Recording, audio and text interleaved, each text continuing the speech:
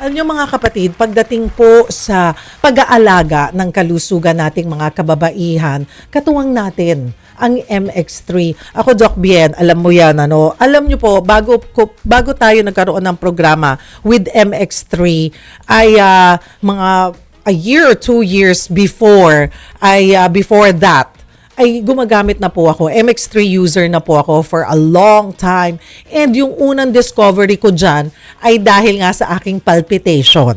Dahil hindi na ako pwede magkape, inintroduce sa akin ng aking kaibigan na you try MX3 coffee. Dahil actually wala, halos zero yung kanyang caffeine content. Dahil hindi ako pwede sa araw ng walang kape.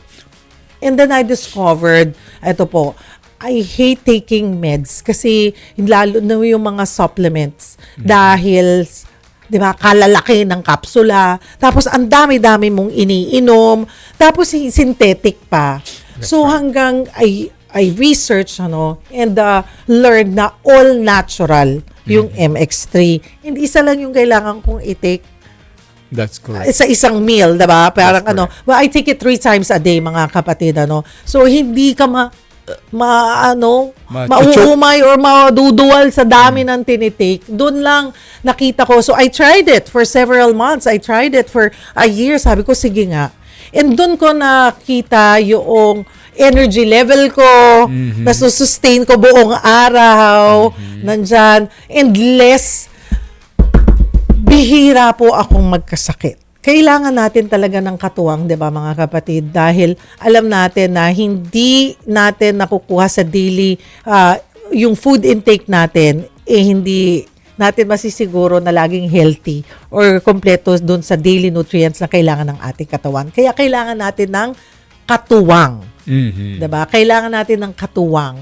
Kaya nga sabi po, supplements. At talagang malaki yung naitulong nito sa aking kalusugan, Doc Bien. Okay. Alam mo kasi, ang MX3 ay nanggaling sa prutas. At ang kinuha po doon yung balat mismo. At pinaaral po nila ito sa Canada at doon nakita yung napakagandang property ng MX3 kung bakit maaaring makatulong ito. Hindi lamang sa prevention ng mga karamdaman, pati na rin po doon sa tinatalakay natin kanina na ang sakit-sakit ng kanilang puso, ng kanilang balakang, ng kanilang likuran. At ayaw naman po nilang mag-inom ng mga sobrang mga pain reliever for a very long time. Yun po ang epekto ng MX3 capsule. Meron pong 500 mg tayo sa market. Meron din po tayong MX3 Plus. Ang action po nito ay anti-inflammatory.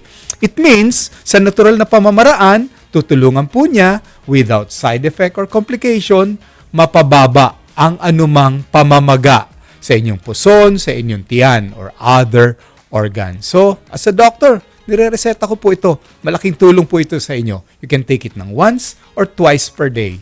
Just make sure ang binibili nyo yung original, ha? Yes, oo, mga kapatid. Get it from sa mga reputable. Reputable pharmacies or we could do it online. Magtungo lamang po kayo sa MX3 website, mga kapatid. Pero paalala po, hindi po ito gamot. Lalong-lalo na sa iba't ibang mga sakit at karamdaman nyo kasi mahalaga pa rin na kumonsulta po kayo sa inyong mga doktor. Pero katulad po ng sinabi ko, kailangan natin ng daily supplement. Katuwang sa pang-araw-araw natin para yung energy level natin masustain. At ito, kagaya niyan, nagsisingkwenta na. Actually, hindi nagsisingkwenta, singkwentahin na. Kung may mga 30, 50, di ba pagising natin, ang exercise natin, ganyan, close, open. Kasi nananakit-nakit na yung mga joints, baka may nararamdaman kayo. Anti-inflammatory.